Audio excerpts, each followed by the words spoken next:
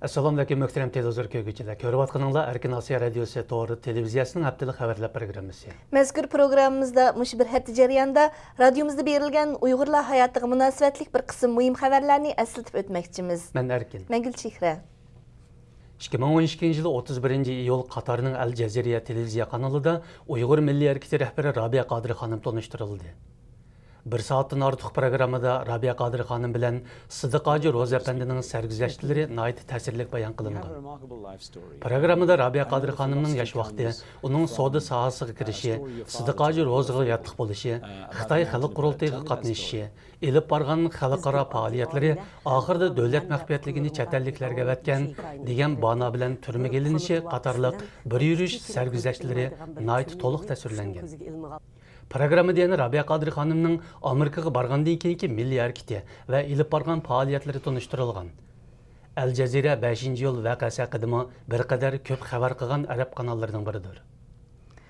Ma'nilik chaqchaqlari bilan Uyg'ur jamiyatida hurmatga sazovor bo'lgan chaqchaqchi Tudaxun Ro'zining o'limi muajiratdagi Uyg'urlarni qayg'uga soldi.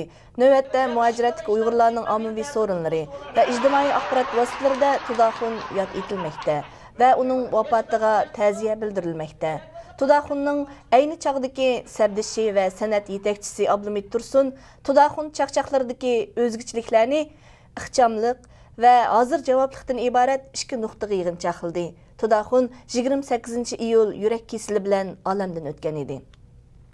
Amerika Davlat ishlar Ministerligining 2012 yillik diniy erkinlik dokladida Xitoy diniy erkinlik vaziyatining davomli nacharlashganligi ko'rsatildi va Xitoydagi dinga ishonguvchilar bilan birga Uyg'urlarning qattiq zarbaga uchrayotganligi tanqid qilindi.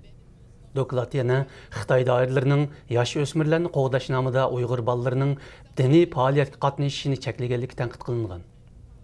Amerika Davlat ishlar Ministerligi xalqaro diniy erkinlik bosh elchisi Suzan Johnson Cook diniy erkinlik masalasida Xitoyga davomli besim ishlatadiganligini bildirdi.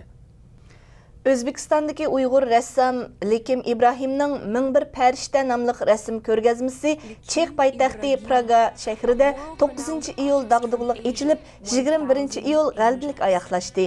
Ko'rgazmaga 1000 parcha rasm qo'yilgan bo'lsa-mu, bu rasmlar alohida mahorat bilan bir-biriga chetilgan bo'lib, bularni o'z navbatida yana bir parcha rasm deb qarashga bo'ladi ekan. Shunlashqa avtor ko'rgazmaga 1001 Farishta deb nom qo'ygan.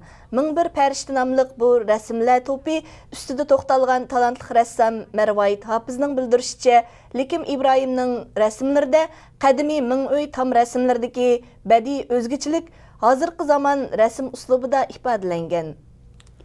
Amerika Xalqaro diniy erkinlik komiteti Xitoy Uyg'ur elida yo'lga qo'ygan Ramazon oyidagi cheklamalarni bekor qilishni talab qildi. Amerika Xalqaro diniy erkinlik komitetining siyosat va tadqiqot ishlariga mas'ul muavin direktori Scott Phillips mundaq deydi. Biz Beijing yo'lga qo'ygan bu siyosatning salbiy unum berdiganligi va radikallashishni keltirib chiqardiganligiga ishonamiz.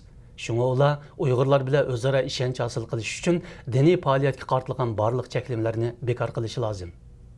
Xitoy doiralari Ramazon kirishi bilan bir yurish tadbirlarini yo'lga qo'yib, Uyg'ur hukumat xodimlari, o'quvchi-o'quvchilarning ro'za tutishi, diniy faoliyatga qatnashishini cheklagan.